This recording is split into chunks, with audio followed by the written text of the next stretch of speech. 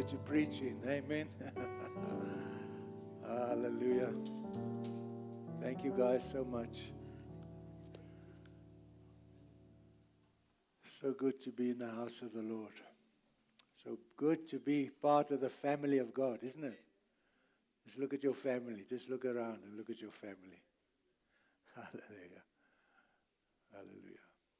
We stand in covenant with one another. We're in Christ, in the covenant that Christ made for us to the Father.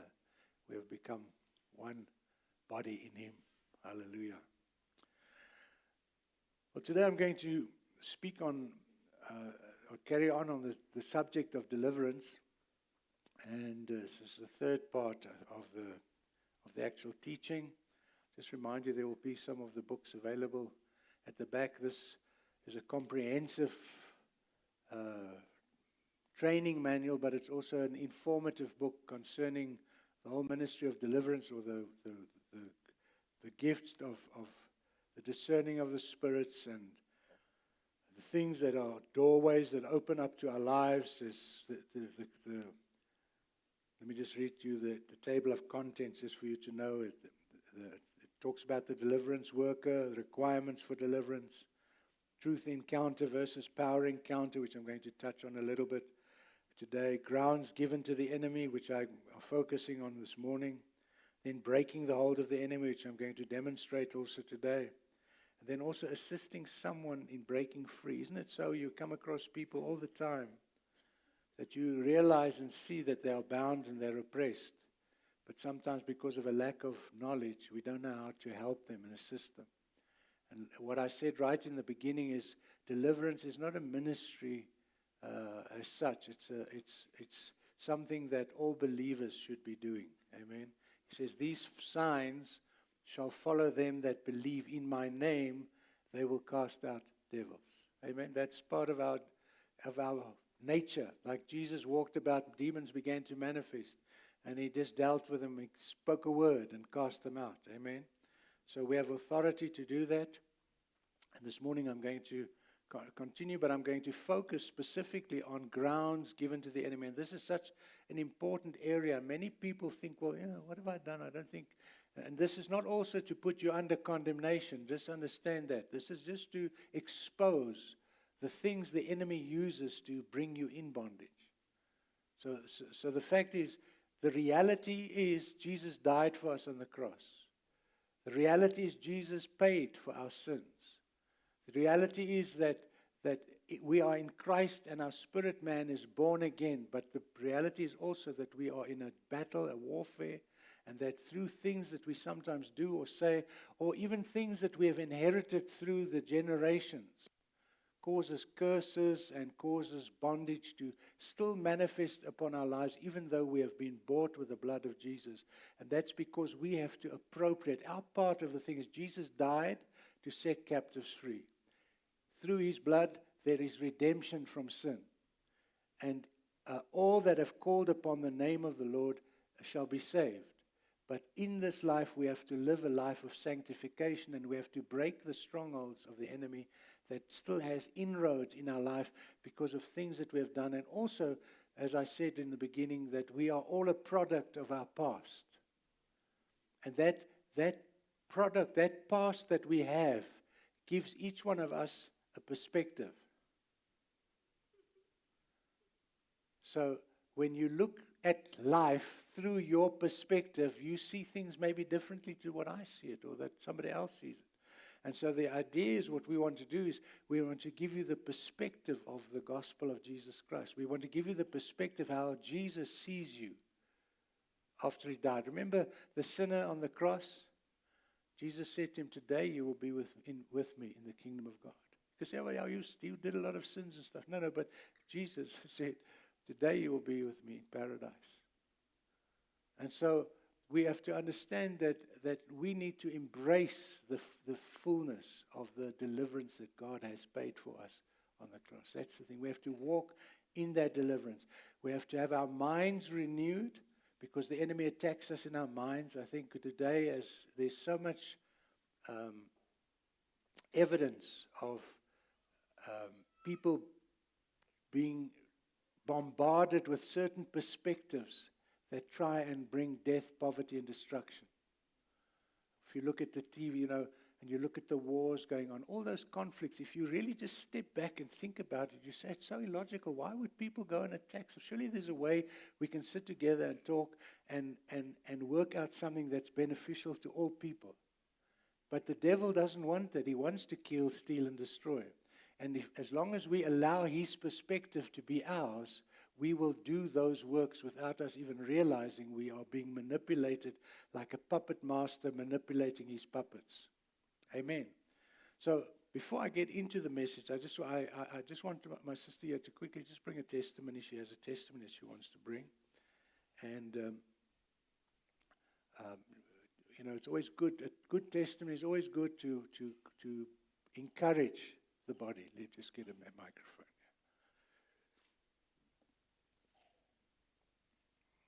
Thank you. Just give it a few seconds to... There we go. Good morning, everybody. This morning, I'm bringing a testimony of my nephew that just about a month ago had a massive op. They removed 13 growths from his body, including the spleen, the gallbladder. However, his aftercare or his recovery wasn't that good. He had a lot of ups and downs. I asked a lot of people for prayer. He landed up collapsing at home, and where he had the drain, it went open. It was oozing blood. It was oozing all over. He was rushed to hospital. He was taken to theater. He had internal hemorrhaging. He was then in theater for quite some time. He came out, was ICU for a short period of time, and again, he started hemorrhaging inside. And last Sunday, after church, I got a call from my sister. He had gone into coma. So much so that they called the family to go and see him. That's how bad he was. With all this, his wife and his mother-in-law managed to go into the ward where he was connected to all sorts of things. And they kept on calling him and saying, we need you here, come back, we need you here.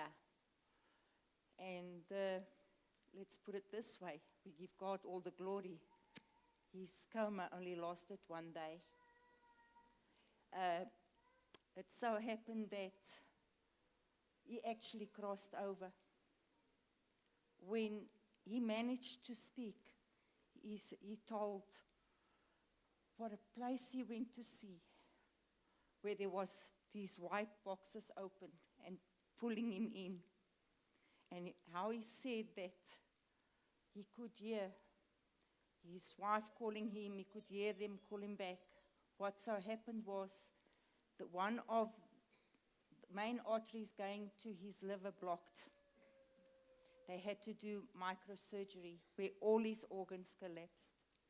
Today, he's started to walk already, and we give all the glory to God. Amen. Because he's a wonderful God. Nothing is impossible for him. Amen. Thank you. Thanks. Yes, I think we must not underestimate the power of prayer, and also especially the power of agreement. It's so important for us corporately to agree. I also want us to continue to thank God now for Pastor Andre. We've asked him, he says, make your requests known to God with thanksgiving. So now we begin to just thank God for the provision that he's making for him, for the healing that will take place. And but keep on bearing them up. Pastor Andre will be back here on Sunday next week. And so you just bear them up in prayer. Tomorrow morning is, tomorrow is Pastor Andre's wife Celeste's birthday. So those of you that have an opportunity, just give her a call. And if you feel led to do that, bring her a gift next week. I must tell you, if I compare our churches to the churches like in Hillbrow and so on, they show a lot of honor to their pastors. And I know I'm not saying you're dishonoring the pastors, but I think you can do a lot more to show them that you care for them. And so I'd appreciate it if you do try and do something special for her.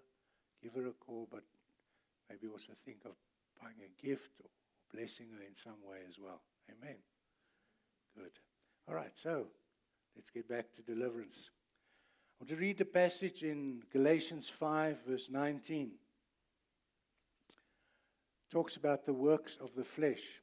When we look at Galatians 5, we see Paul contrasting the works of the flesh and the works of the Spirit. And if I have to reduce everything just purely from a spiritual point of view, looking at the things that are happening in this world, I want to say there's basically two spirits that are at work. And what they're doing is they're trying to, on the one hand, the one spirit, which is the spirit of the evil one, the devil, he is trying to corrupt mankind. He's trying to get man to yield to his evil influence so he can bring death, poverty, and destruction and destroy that which God created to be good. Amen. When God created all things, he said it was good. And when he created man, he said it was very good. So the devil didn't like that one bit. That's why he would do everything in his power to undermine what God has created very good. And so I want to touch on these things today because these are the doorways that we very often open. These are the things that we are guilty of, sometimes knowingly and sometimes unknowingly, that give place to the devil. In Ephesians, I think it's 5:24, Paul says, give no place to the devil. Now that word place is the word topos. You know, when you have maps, they call it topographical maps. So it shows specific places that you can from the maps get the understanding from where they are and what the landscape and that looks like. So in this context, topos means that there are areas in our life that could be. Now, I'm not asking you to look for demons everywhere. I'm just saying there could be a demonic influence in your life. And sometimes it can even be because of what others have done to you, as we touched on last week, and also because of the things that have been inherited, and also the things that you have gone through as a believer.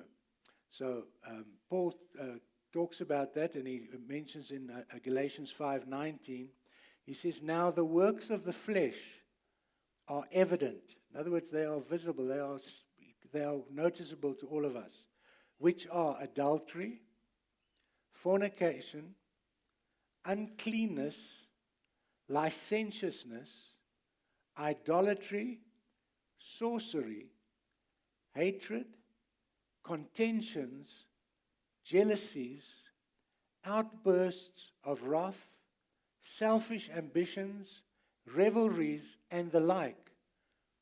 In other words, he's saying this is not a complete list. This is just sort of the highlights, or the lowlights, I should say. And then he says,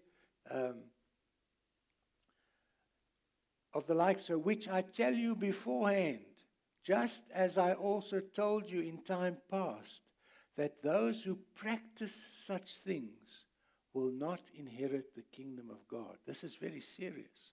That's what concerns me a little bit about the hyper grace teachings, where people have said, well, you're now saved and you can live as you like. I'm just saying that if you are really saved, your desire will be to please God. Your desire will be to live a life that is acceptable unto Him. Yes, we will make mistakes, but we will be quick to repent and we will be quick to confess. Amen. So it's very important that we look at this. So we see in this one passage, in this 3 verses, we see there's a threefold classification of the deeds of the flesh. There are those that are the moral sins, which there are 3 mentioned here. Then there are the spiritual sins. There are 2 mentioned here. And then there's the social sins. And there are 11 of them mentioned here. So I'm going to just go through those 3 categories: moral, spiritual and social sins. So whenever you speak to anybody and doing counseling, those are the 3 areas that you do a checkup on. And what we also do, I'm busy. I've prepared. I used a questionnaire that I always give to people to help them maybe to do a bit of introspection in their lives, to see what have they been exposed to, what has happened to them. Sometimes people. I remember when we were young, my aunt used to come and she used to read the tea leaves, and we thought it was big fun, just allowing her to read tea leaves. And she obviously wasn't doing it malevolently. It was just like a fun thing to do, fun thing to do. People used to play glassy, kids and that. So they get sucked into these things without them realizing that there's a demonic agenda behind this. And that agenda is to blind you. That agenda is to bind you. That agenda is to destroy you eventually. Because what the enemy does, if he gains one foothold, he begins to bring other spirits that are focused on bringing you down. So those are the 3 areas that we're looking at today. So I'm looking firstly at the moral sins, and we're looking firstly at fornication. Matthew 5:27 to 28 says, note, let me just read it to you. You have heard that it was said to those of old, you shall not commit adultery. But I say to you that whoever looks at a woman to lust for her has already committed adultery with her in his heart. But out of the heart proceeds evil thoughts, murders, adulteries, fornications, false witness, blasphemies. These are the things which defile a man. But to eat with unwashed hands does not defile a man. Jesus was talking to the Pharisees because they were concerned that his disciples hadn't washed their hands according to the law. But what Jesus spoke about here, he spoke about the fact that these are not the things that are really defiling. It's more what's inside that defiles a man. And that's so important. So when we look at this word fornication, we see from Ridderbos, it says literally the word means immorality or illegitimate sexual intercourse. The New Testament gives 2 possible dimensions to this sin, that of body and that of imagination. So we see in this particular example that we read from, we see that Jesus didn't say, well, it's okay if you just look at a woman to lust after her. No, he didn't say that. He said that's just as bad as actually doing the physical act. Because the moment you do that, you open up yourself to that sin, to that spirit. And that will begin to drive the way you relate to people in the future.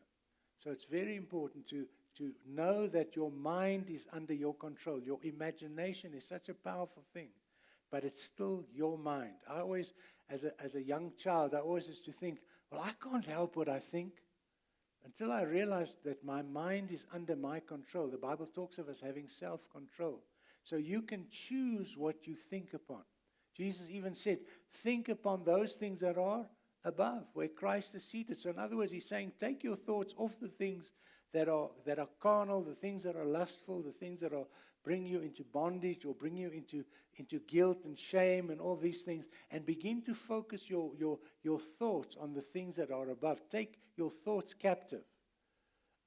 Because that's exactly what the enemy does in order to bring us into bondage. He affects our thinking. He puts suggestions in our mind. The enemy cannot read our mind, but he can put suggestions in our mind. He can make us see things that are not really there. It's deceptions. And in order to do that, when we begin to act upon those things, we find that it drags us in and it brings us to a place where our thoughts are sinful, and eventually it can even lead to us actually doing the act, and many lives have been damaged, and I'm sure there's many testimonies, unfortunately.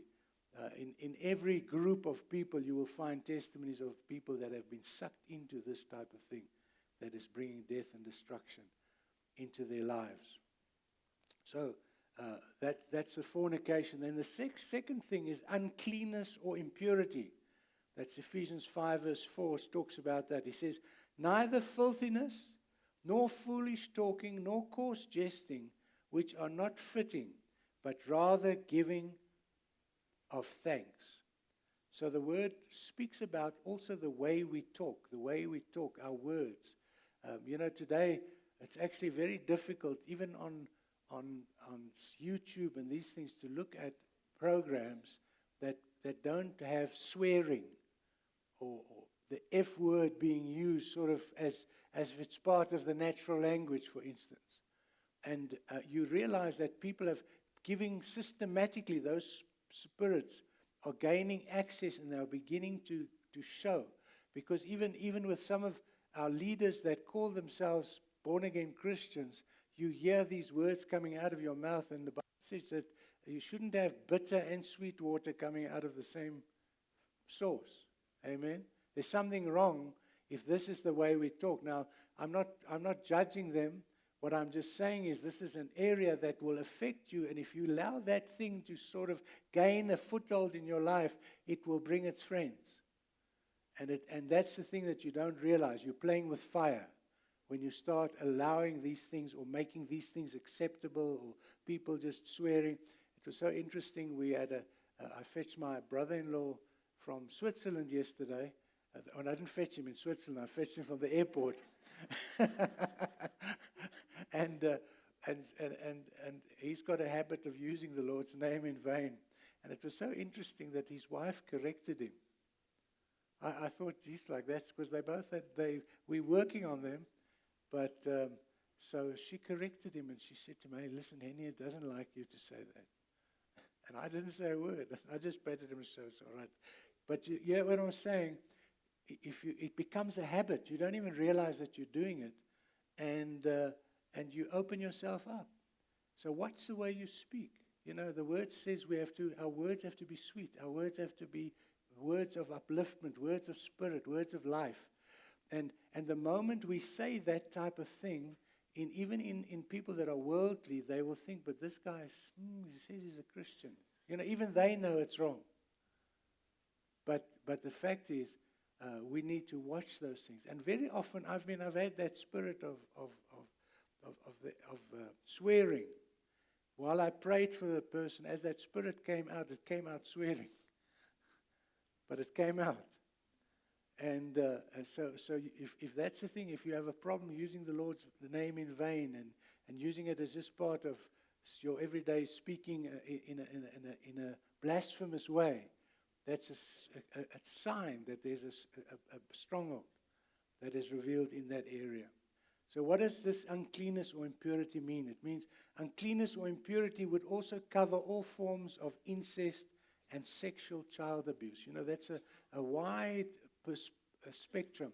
And if you look today on even on programs like YouTube or wherever you go, you are confronted with these negative sexual images to try and suck people into and allow spirits of lust, spirits of fornication, uncleanness to get a hold in your life. And many marriages and many relationships have been broken up because people have been exposed to those things and have allowed those things to gain entry into their lives. I just want to say this while I'm thinking of it. There are many people that I've, for instance, cast out a spirit of murder that have not actually physically murdered anybody. But the fact is that spirit is waiting to manifest. He's waiting for an opportunity for circumstances to come to that place that a person will be led to do that act. So that's it. The enemy's got a strategy. He's patient. He's been around for many years. He knows how to work with human beings. And the unfortunate thing also with me doing counseling for probably close to 40 years now, you see the same patterns. It's not like the enemy has to use a different pattern for people. He uses the same pattern because it mostly works in many people's lives. And so why change something that's working? And so this is the areas that he will attack. Uncleanness or impurity would also apply to the practice of self-stimulation or masturbation. All forms of unclean talk, joking, storytelling, etc. would be judged as unclean or impure. So again, watch the way we communicate. Watch the way we talk. Let our words be sweet words. Let our words be encouraging words. Let our words be uplifting. Let's remove the profanity from our language. And if we find it's a difficult thing to do, or we've come into that habit of doing that, then let's break that today and set you free from that bad habit then. Amen. Okay, so, and I'm going through this quite quickly. I think what I will do is I will find out how many of you are interested in maybe going a little bit further in studying the subject, and maybe we'll do a Saturday course or something like that for everybody, and we'll work intensely on that and also work through the whole deliverance process. So we're still busy with moral sins, and the third one is sensuality, lasciviousness, or lewdness. Now the definition of that is absence of restraint, indecency, and wantonness. The prominent idea is shameless conduct. So that is pretty clear, that you find people that very often, and what we don't realize is that very often when lustful spirits have gained entry into people's life, it's the same as homosexual spirits. You'll find that homosexuals will be immediately attracted to somebody that's got the same spirit in them. You might not even visibly think this guy might be, or this woman might be a lesbian or homosexual. But what happens is, as soon as somebody else with that same spirit is in a room, they will immediately recognize each other. But they don't recognize each other physically. They recognize the spirit's in them calls to the spirit in that person. So that's what happens. And so you'll see the manifestation of that spirit in people's lives. And it's quite, in most cases, easily to discern, but very often it's not just visibly discernible, but it's a spirit that controls people, that has come in either through abuse, that has come in through generational curses, that has come in through whatever means of abuse that people have. Also where there's a very, very strong woman, for instance, in the home, where the mother's the dominating power in the house and the husband is sort of absent. You'll find that spirit is prone to gain access or place into a child's life. So those are things that are the causes of it, which thankfully Jesus has come to die for on the cross of Calvary. So it's a failure to exercise self-control in any aspect of one's sexual life. That's the main idea. It can occur within marriage, where wives are sexually abused by their husbands. Again, the imagination would be included, as well as actual physical activity. So the thing again, the imagination plays such a strong role. That's why in Romans 12, Paul admonishes us. He says, be ye transformed by the renewing of your mind. So transformation takes place. When you're born again, your spirit man is born again in right relationship with Christ, and you become one spirit with God. Amen? But now the process of renewal and transformation has to take place in your mind, because your mind will order the way your body reacts. So that's why Romans 12:2 says, be transformed by the renewing of your mind. And that you do by feeding yourself on the Word of God, yielding to the Holy Spirit, being quick to repent of sin, and being quick to ask for forgiveness for sin, so that you remain in a place where you give no place to the devil. Amen? And then the third one we're looking at is we're looking now at spiritual or religious sins. And the first one we're going to touch on is idolatry. And I'm going to refer you to a scripture here in Exodus 20, verse 4 to 6. He says, you shall not make for yourself a carved image, any likeness of anything that is in heaven above, or that is in the earth beneath, or that is in the water under the earth. You shall not bow down to them, nor serve them. For I, the Lord your God, am a jealous God, visiting the iniquity of the fathers upon the children to the third and fourth generations of those who hate me, but showing mercy to thousands, to those who love me and keep my commandments. So the word refers to the practice of making physical symbols of the deity or spirit being as an object of veneration, even if it involves no more than giving homage to the spirit residing within the object or represented by the symbol. That's why it's also so important to make sure what type of toys we allow our children to play with, to see what is the spiritual significance of those toys. You get Thor, which is the god of thunder, for instance. So I'm just using it, and I really, my intention is not to make you paranoid about these things. My intention is to make you sensitive to your spirit and to say, but this thing, what does this represent? You know, what is behind this thing? Remember, most of the African religions are what they call animists. And so what they do is they venerate the spirit that's in an object. So the same thing applies even for us wearing crucifixes with Jesus on the cross and kissing that and venerating that thing. That's a carved image. It's not. This is not a cross, by the way. I'm just using it. It's a carved image. So why would you wear something that's a representation? And firstly, Christ is not on the cross anymore. He's risen, He's resurrected. He's the resurrected Christ. He is seated at the right hand of the Father in heavenly places. I'm not saying you shouldn't wear a cross. But I'm saying the moment you put your faith that this is going to protect you. Or I remember as young people, my dad, he was unsaved, but he had a St. Christopher on his dashboard, which is supposed to protect you in your travels. So people do funny things. They don't do it intentionally. They don't know. But the fact is the devil doesn't mind because he's a legalist. That gives him right to be in that place. And so it's important for us to just be sensitive to the things. Look through the things in your home and see what could be points of contact. You know, I remember there were some people that collected antiques and stuff, and they gave me a couple of these holy cows, you know, that the Indians worship. Beautiful carvings and stuff. I had to destroy it, because it's an idol. It's not just a lovely carving, it's an idol.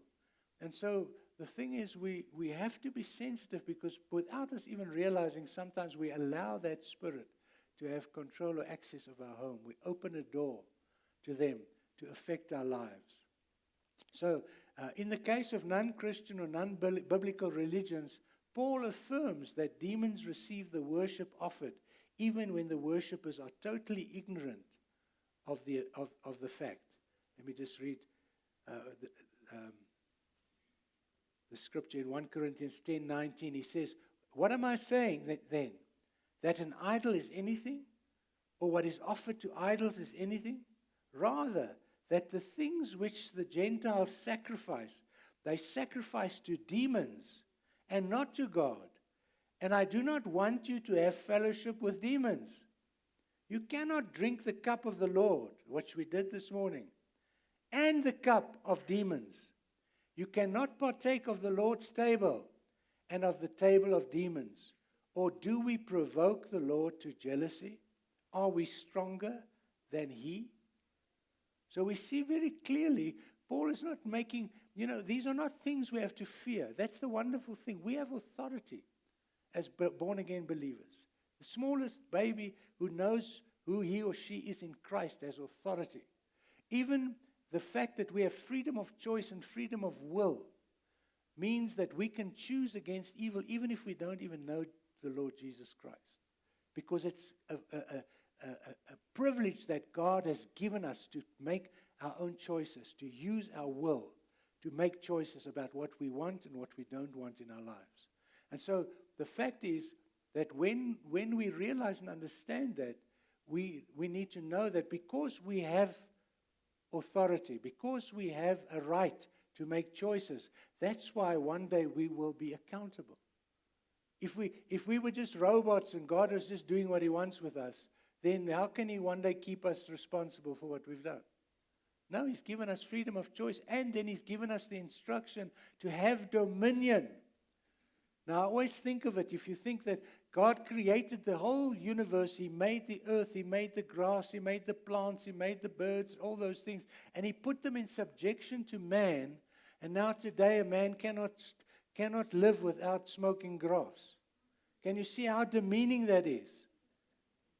Can you see how the enemy is humiliating God's creation that has been created very good by making us addicted to a cigarette or to a piece of grass that we are supposed to have dominion over? Amen. And so if once you begin to look at it from that perspective, you begin to understand, listen, I have authority over this thing. You know, my dad smoked something like, he smoked close to 100 cigarettes a day. Fortunately, he didn't inhale, but he used to smoke. And I remember he used to have one of these little office dustbin box. He didn't have an ashtray, he had one of those next to his chair. And there the stompies would go in after he smoked. And at the end of the day, that whole thing was full of stompies. And remember, we all got saved, our whole household, but my dad still smoked. And one day the pastor came to visit us. And so the pastor didn't say anything about my dad smoking, nothing at all. And when he left, my dad took a cigarette, and then he says, but I don't want to do this anymore. And he put it out, and he never touched a cigarette again after that. For the next 40 what years, he never touched a cigarette. So what am I saying? You see, our cooperation is very important in this whole plan. God's going to do nothing against your will. You really have to want to be free. You know what, like Freddie Mercury said. Amen. So this idolatry it's a dimension of idolatry which must be mentioned. Idolatry is immoderate attachment or devotion to something other than God. Now, what can happen is a lot of us, without our realizing, can make money our God. You know, what are you trusting in for your future? Are you trusting in your salary? Are you trusting in your pension? Are you trusting in your insurance policies? All those things, there's nothing wrong with them. There's nothing wrong to do things and make provision and so on. But is your whole concern, is that the stuff that you put your trust in for your future? Or is it in your relationship with Jesus Christ? And so we very often, or we can make our motor vehicle our idol. You know, the guys, I used to wash my car every day. And also I'm not saying it's not a bad thing to be neat and clean. But I used to wash my car every day. On a Saturday I would polish it. And then I would paint the wheels. You know, where it said Firestone, you would paint it in yellow. And the chrome would all be shiny, and I had bonnet clips on, and I went to university, and if anybody sat on my car, they got a hiding. The students there, you know, sometimes they just lean in the car. I would pull them off there, and I say, hey, this is my car, you don't sit, and it's not a bench. So what happened? That thing became an idol. Without me realizing, that time I was ignorant, so I had an excuse. I was ignorant of it. But what am I saying? There's things that can become idols. And we have to allow the Holy Spirit to search our hearts to see what are the things that we are putting our trust in. Sometimes we make idols of our children. God wants to be first in our lives. First, and then family, and then church, and then work. Those are the things. You have to get your priorities right. But God wants to be first. He doesn't want to compete with anything, not because he's selfish, but because when you put him first, all things come into order. You see, it's the biggest deception today, is this whole thing. If you look at the agenda of much of the social media, it's to undermine the authority of men. And I want to congratulate those men that are here today, that are serving the Lord. And I want to encourage you to take your place in your homes as the head of the home. Not to be the dictator, but to love your wife as Christ loved the church, so that she can submit to you. You see, sometimes I've said it, and I've probably said it to you as well. When I do a wedding, I always say to a husband, I said, listen, there's no man that can make his wife submit to him. That's a choice she must make. But if you love her like Christ loves the church, it will be the easiest thing for her to submit to your authority. And so that's very important. That order is an important thing. Don't underestimate it. I did a series a while ago. You can look at it on YouTube. I did a series on the kingdom of God. The kingdom of God works with order. A king is somebody in authority. A husband is the head of the home. And if he doesn't fill that position, then there's disorder in the home, and that allows the enemy to come in to attack the children and to bring disunity and strife and eventually divorce and these things in our lives. So be aware of the plan of the enemy and make sure that what are the things that are so important to you that you place them above your relationship with God. Still continuing with spiritual and religious sins, sorcery, witchcraft, and occultism. I think it's in, let me just think now. I don't know if it's 1st or 2nd Kings, I can't think now, where Saul refused to sacrifice and kill all the animals, and that he thought he'd keep them out, and God gave him instruction to kill them all. Why would God tell him to kill all those animals? Because those peoples and the animals were demon possessed. So you bring them into your camp, and you allow them to proliferate in your midst. And so God said to him, God through Samuel said to him, for rebellion is as the sin of witchcraft, and stubbornness as the sin of idolatry. And very often, because of rebellion in our homes, even women rebelling to their husband's authority, it brings in a spirit of witchcraft.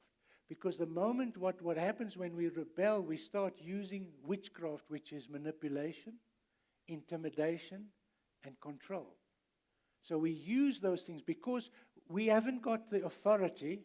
I'm talking now as a woman. We haven't got the authority. So in order to exercise authority, we have to use illegitimate authority, which is manipulation, control, and what was the other thing I mentioned? And intimidation. And women can use, for instance, sex and all those things to control and manipulate their husband without them maybe even realizing that they've given place to those spirits. So these are serious things, and I know these are things that are not normally preached in a normal, in most services.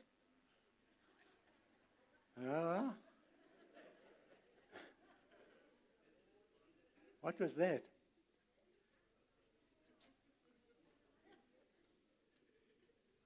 Okay, now you're awake.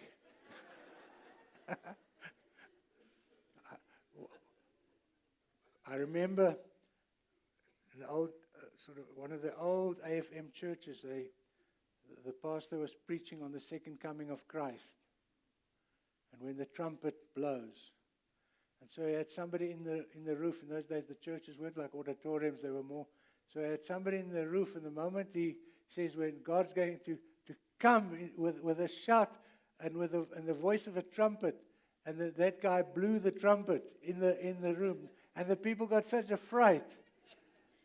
So that's maybe just what the Lord's just doing. He's just giving you a fright, making you realize how serious these things are. Even though we joke about them, but these are the things that destroy people's lives. And because we're ignorant of these things, we allow them just to continue in our lives. So the word had a much broader meaning in the New Testament time than today. It is equivalent to occultism or spiritism. This would include any contact that a person has made related to the spirit realm, be it religion, for instance, false religions, Mormonism, Theosophy. There's hundreds of them. In fact, in my book, I've got a list. Donnie helped me to compile that list. I think there is, let's see, how many are there? 70 different things that relate to false religions and traditions. Anything very often, and even what's happened a lot in the church today is a lot of mysticism has creeped into the church, where people are desiring experiences with God, desiring manifestations of God, desiring to travel to be with God and to go into heaven. And you've got to be careful. Because what you're doing is, all the interactions I see in the Bible are God reaching out to people. God sending angels, not us conjuring them up. And so you have to be careful. In fact, when I was young, 5 or 10 years ago, there was what you laughing at? It wasn't a joke. Very inappropriate. There was a lady called Fiona Desfontaine. Can you remember her? She was a witch, white witch, they called it. And she used to heal people. People used to come, but she was addicted to alcohol. She drank a bottle of whiskey a day. And she was healed. And her spirit guide's name was Jesus. Jesus said there will be many false Jesuses. Her spirit guide was Jesus. And she was healing people. But she was falling apart. She was in bondage and stuff like that until the Lord revealed it and they cast that spirit out. It was a demonic spirit impersonating Jesus. So I'm saying be very careful to look for spiritual experiences. I believe that when God wants to meet with us, He will be the one that initiates those experiences. And it's not up to us to conjure them up. So just be aware of those things as well. And pray about it and make sure in your heart that you realize that is the truth. So, this would include any contact with a person has made related to the spirit realm, be it religion, spiritualism, fortune-telling, etc. Going for advice or knowledge concerning the spiritual realm outside of that which God reveals to us through His Word. That's why His Word is so important. Very often we try and stray or add things to the Word that are not implicit in the Word. And we have to be very careful about that because that can lead us into deception. So we continue with sorcery, witchcraft, and occultism on the next slide. It says sincere believers who break biblical norms, seeking spiritual experiences, is what I said now, from the Holy Spirit, can become deceived by spirits who counterfeit the Spirit of God and the gifts of the Holy Spirit. 2 Corinthians 11:4 says, "For if he who comes preaches another Jesus, whom we have not preached, or if you received a different spirit which you have not received, of a different gospel which you have not accepted, you may well put up with it." So what he says is that we must be careful that we do not receive another Jesus. There are a lot of false teachings. There are many false doctrines. There are many false churches that bring us into subjection and bring us into bondage. And the biggest thing that I want to say, the biggest protection of your spiritual life is to make sure of your relationship with Jesus Christ and make sure that you're filled with the Holy Spirit and that He leads and guides you into all the truth. That He will reveal, He will expose. The gift of the discernment of spirits is a gift that the Holy Spirit gives us so that we are able to discern. As soon as somebody says something in a church service and you feel uneasy about it, go and check it out. Make sure what the word says. Go and look for Scripture. Don't go and look for somebody else that confirms your opinion. Go and look at what the Scripture says and allow the Word to teach you and speak to you about that. So there's many things. As I said, if you go through the list, there's 70 in this list, and there's probably more. Just things that you could have been exposed to. As I said, I mentioned already playing glassy, or reading tea leaves, or going to fortune tellers. I remember my aunt they used to go, the sister, the one that did the tea leaf reading, they used to love going to fortune tellers. You know, they had them in those days in the fairs, like where they had the playgrounds, the merry-go-rounds, there was a fortune teller. And they used to go there and they would get so caught up with what this person was telling them. Unfortunately, both of them got saved. My dad spoke to both of them and they gave their lives to the Lord. So thank God there's a good ending there. But the fact is, people do it because they're inquisitive. People are inquisitive about the spirit realm. We are made as spiritual beings. So we want to know more about it. But the source of our knowledge should come through the Word of God. So the next part, we're still busy with spiritual and religious sins, is the social sins. And I'm not going to touch on this too much because I more or less touched on this last week. I spoke about unforgiveness and bitterness and so on, so you can listen to that on YouTube as well. Now, this is the longest list. There are 11 mentioned. I call them the Christian sins because they are widely practiced and accepted among us, especially among Christian leaders. I call them social sins because they are usually practiced with others and or against others. Mainly they are manifested as sins of division among believers, strife, disputes, dissensions, and factions. How many of those are seen? How many, I'm not sure. I suppose we can Google it, and I don't even know if Google knows it. How many denominations there are on the earth? What's that? That's division. That's strife. It's taking something small and making that a point of contention. I mean, there's many things that my wife and I don't agree with, many things that we have a different opinion about, but we live in harmony in the house because we learn to also try and look at people through other people's perspective to see how things work. And in the same way, in this way, if we allow factions and the enemy trying to keep every church apart so that we don't get to that place where we manifest the body of Christ corporately. Because that's the answer to the world's problems. I mean, if you look at the social media and you look at the governments all over the world and you see how more and more control is being tried, they're trying to exercise more and more control on the people, you realize that this is an agenda from the enemy. And maybe they are not even aware that there are puppets or instruments that the enemy uses. But the fact is, these spirits are at work. The spirit of this world, the God of this world, and the Spirit of Christ is working through bodies that are focused on either bringing death, poverty, and destruction, or bringing life in abundance to His people. And God is waiting for His church to arise. It's not Him that's holding back.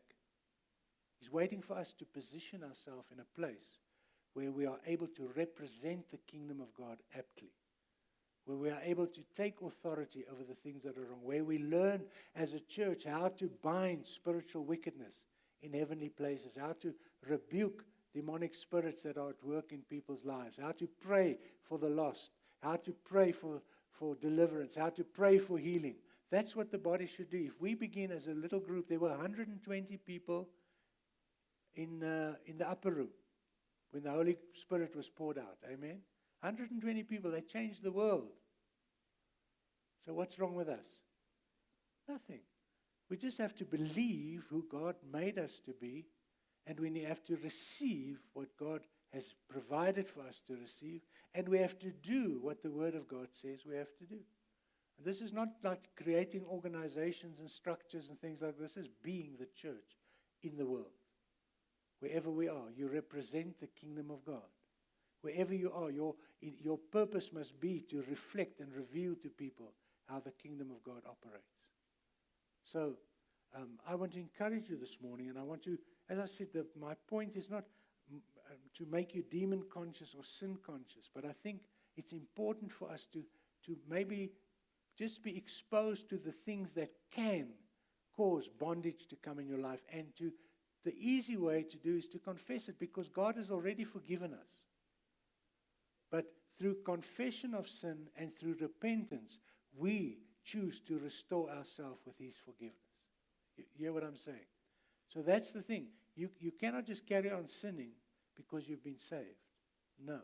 Paul says it's not a license to sin. God's grace is not a license to sin. The Bible says, seek sanctification, without which no one will see the kingdom of God. So there is an urgency that we should represent God and His kingdom in such a manner that people will be drawn to our faith and not repelled by who we are. Amen. Sins of bitterness against others, enmity, hatred, outbursts of anger, rage or wrath, sins of covetousness, jealousy and envyings, sins committed in groups, drunkenness and carousing, partying. It is the concomitant and consequence of drunkenness. And things like these. So he says this is not even a complete list. Things that are things that mar the image of God in our lives, that prevent Christ from appearing through his body to a lost and a dying world. We are the answer to the world's prayers. Can I say that again? We, speaking about the church, are the answer to the world's prayers. God is not going to work outside of his body, but he wants a body that reflects him and reveals him accurately. A body that has accepted the cleansing power of the blood of Jesus and has rejected the power of sin, the power of all these negative things that the enemy tries to destroy our lives with. Jesus said, I've come that you might have life and have it more abundantly. That's the purpose for which he came. And so this morning, I want you firstly, I just to demonstrate to you again how the process works, because everybody can do it. It's not it's not rocket science. If the Bible falls from heaven, I remember, if you can remember that. Was it Funny People where the Coke bottle falls out of heaven and the guy looks at this Coke bottle and thought, what's this? So now the same way, if the Bible falls from heaven and a bushman picks it up and he's never been exposed to God and he reads that, it should be understandable to him. It's not hidden because the Holy Spirit reveals it. And not only does the Holy Spirit reveal it, when you receive him in you, he becomes the one that deciphers the word of God. If you yield to him, if you allow him to speak to you.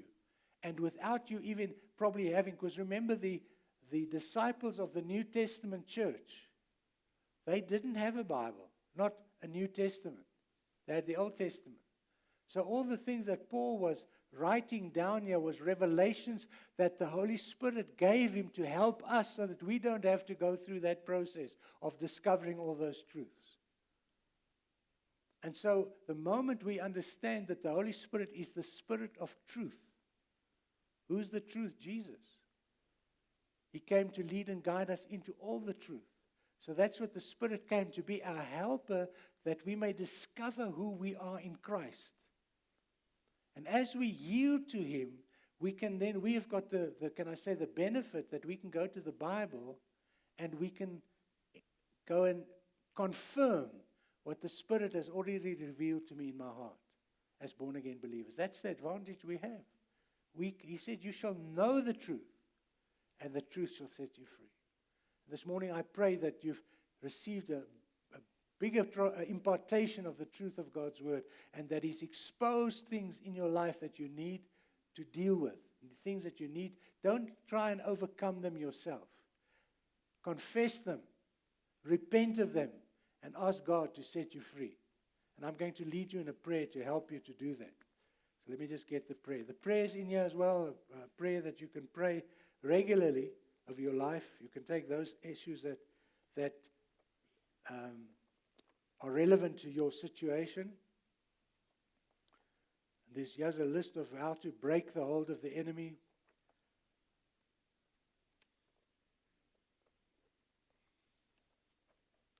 I even give practical instruction how to help somebody to get free, how to remain free, a list of occult doorways given to demons.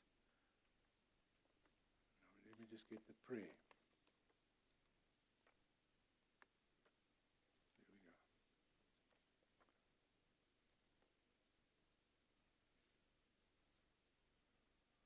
There we go. Where did I get it now?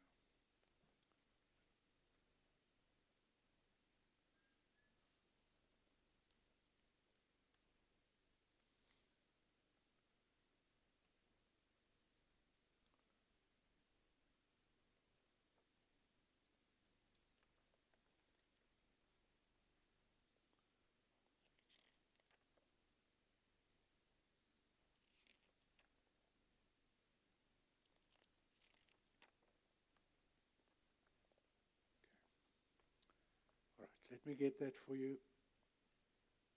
And I want you just for a moment, just bow your head and just consider what has been said this morning. Just allow the Holy Spirit to put the searchlight on your heart, to show you the things in your life that might be contradictory to His will, those things that you've been exposed to and have not yet confessed as sin. Remember, this is not to receive forgiveness. This is to align yourself with the forgiveness that Jesus has already given you.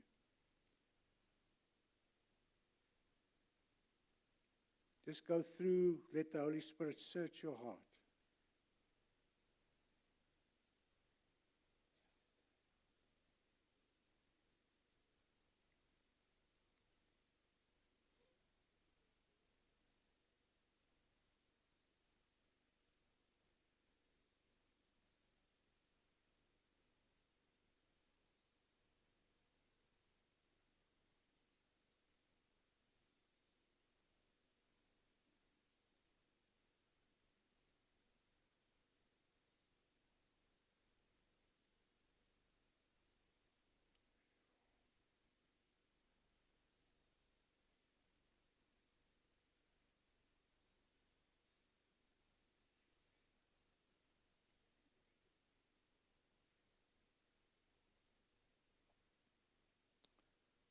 So when you're ready to pray, then I want you to pray this prayer after me again.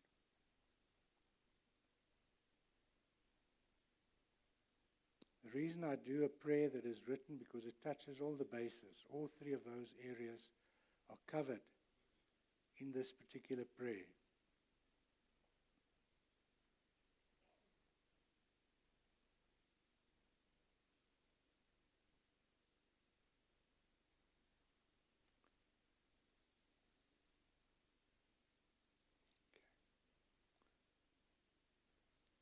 Okay, if you're ready now, pray after me. And remember again, this is not a ritual or a formula. This is an example of how to be set free. To confess those things that you've been exposed to and ask God to deliver you from any strongholds that might have come in your life as a result. So let's pray about them now. Just pray after me. Father, I confess that in the past I've held unforgiveness,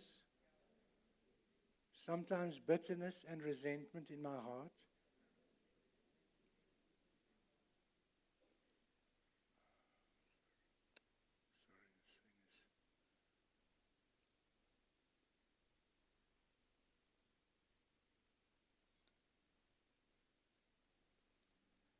In my heart against certain people who have hurt or disappointed me. I now recognize this as sin, and I confess it as sin. For you have said in your word that if we confess our sin, you are faithful and just to forgive us our sins and to cleanse us of all unrighteousness. I now forgive the following people whom I can remember, who have hurt or disappointed me. And now just put their names as they come. Just say their names softly under your breath. Just say them. I forgive Peter. I forgive John, Paul, whatever the person is. Just say, I forgive them now as an act of faith.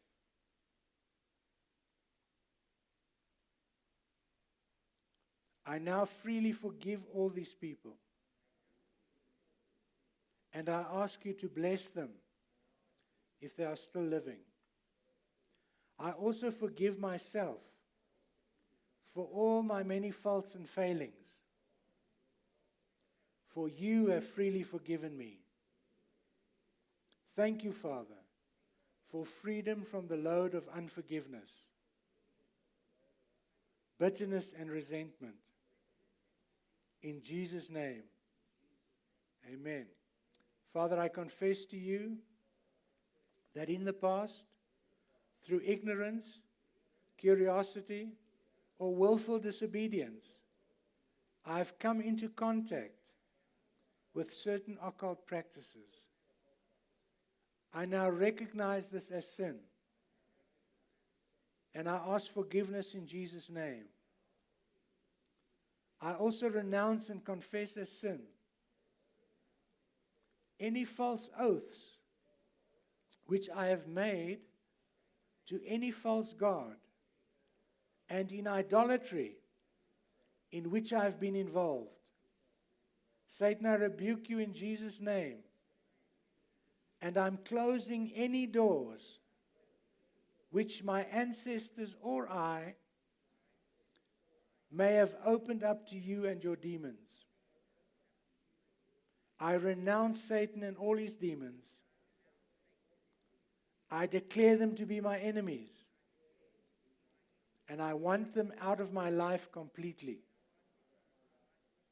In the name of Jesus Christ, I now claim deliverance from any and all evil spirits which may be in me.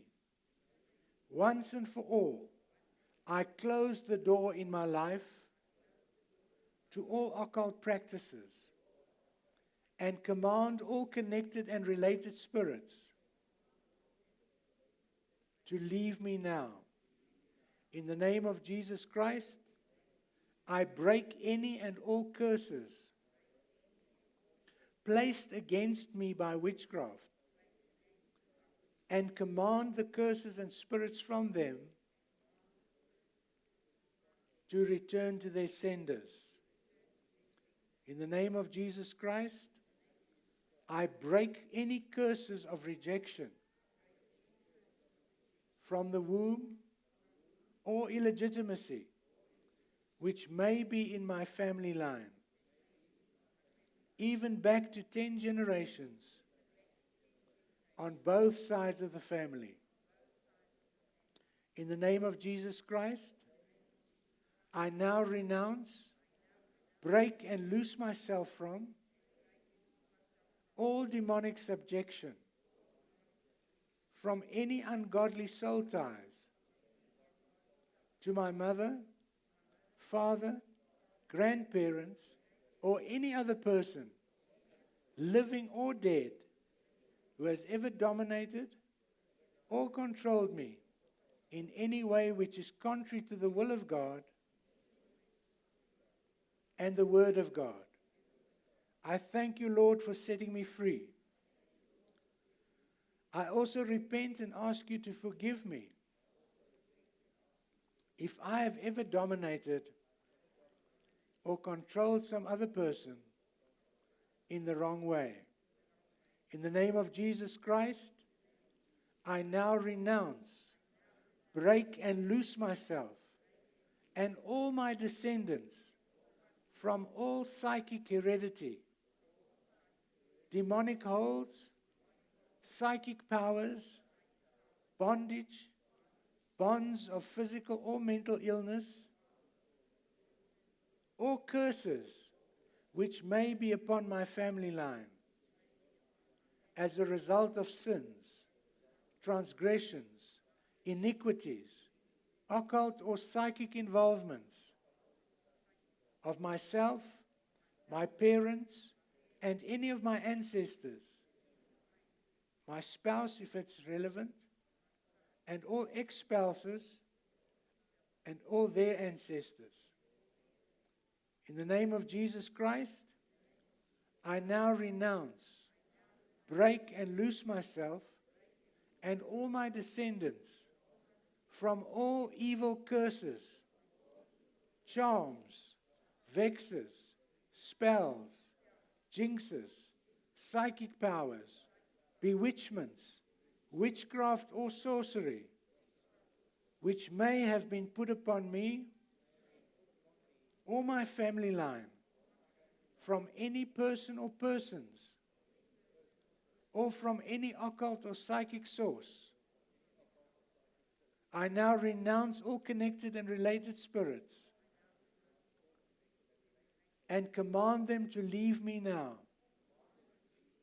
I thank you, Lord, for setting me free. Father, I break and renounce, cut and break all evil soul ties which I may have with lodges, religious systems, adulterers, drunkards, close friends, cults, etc.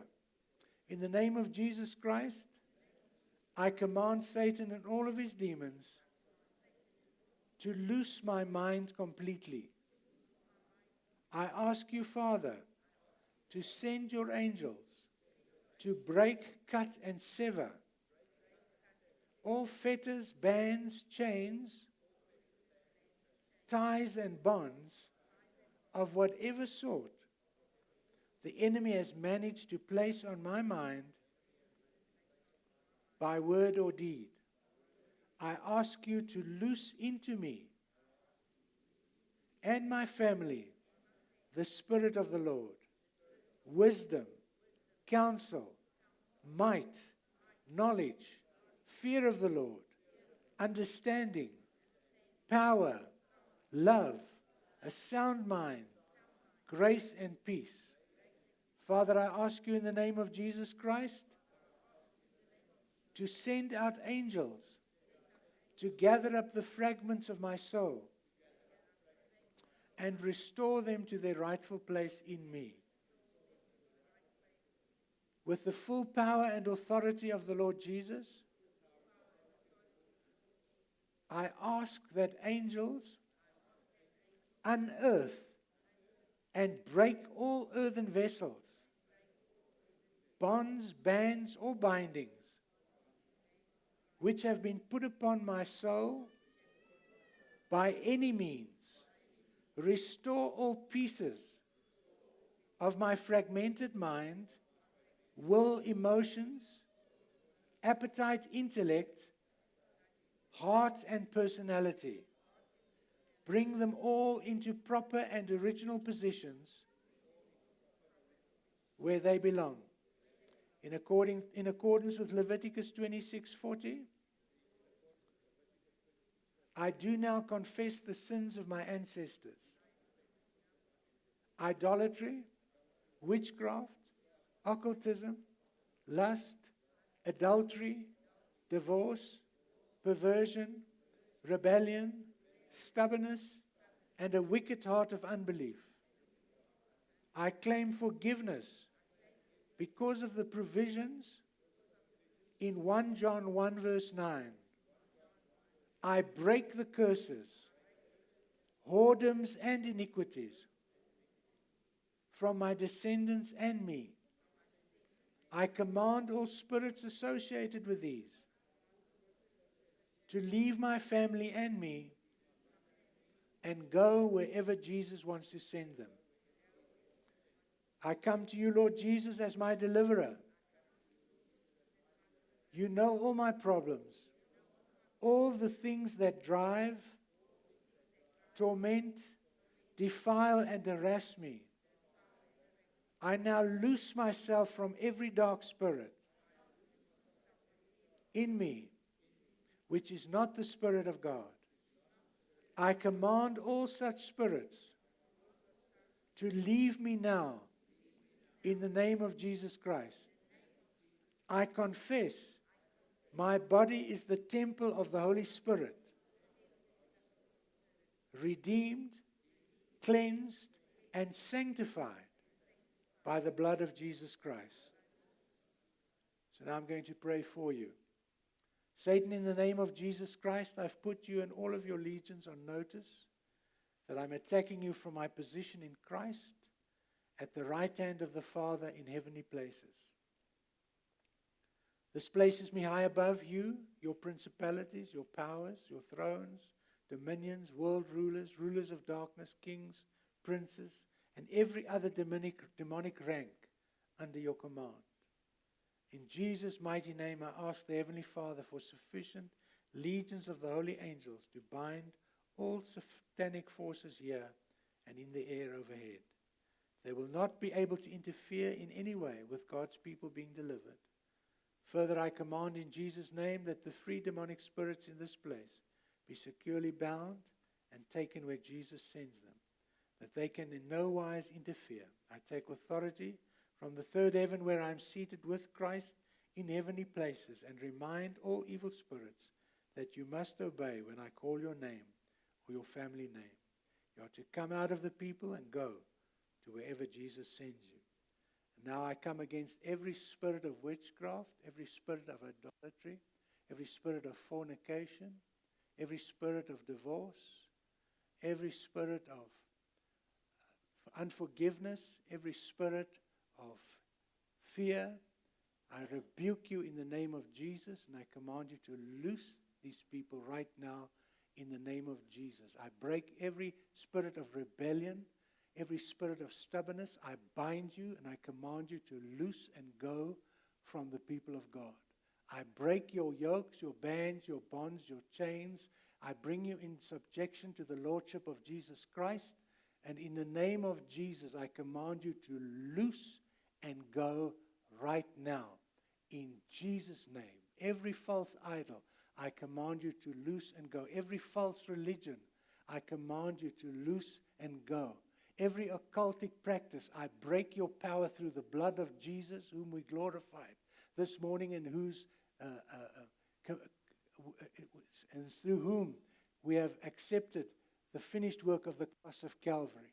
And in the name of Jesus, I just come against every stronghold that the enemy has managed to have in the lives of any person here present. And I command you to loose and go. Father, I just pray for the power of the Holy Spirit to set captives free right now, to break strongholds in Jesus' name, in the mighty name of Jesus. Every spiritual wickedness I bind in Jesus' name, and I command you to go right now to where Jesus Christ sends you. I thank you, Father God, for total manifestation of your peace, of your joy, of your righteousness right now in each and every life. I thank you for your goodness, your mercy that follows each and every person in this place. I thank you for the covenant that we have through our Lord Jesus Christ with you, the Almighty God, and that no weapon formed against us shall prosper, that we have been given authority to resist the devil and to know that he should flee once we have confessed our sin and asked Jesus to come into our life and be the Lord and Savior of our life. I thank you for complete and total deliverance now in the mighty name of Jesus.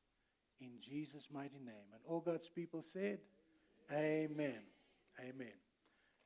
Hallelujah.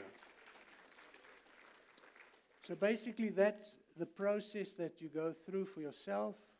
If you want to help somebody in your family, sometimes it's good for husbands and wives to minister to each other and pray for each other. And as I said, the purpose of this teaching, as you know, this is one part of the year's sermons. So don't let this become the major part of what you're doing. But the idea of this is to do spring cleaning, is to get yourself cleansed and prepared so that God can use you and God can manifest His power through you, and you can be an instrument of His healing and of His deliverance and of His salvation to others that are in need of what you have received. Amen.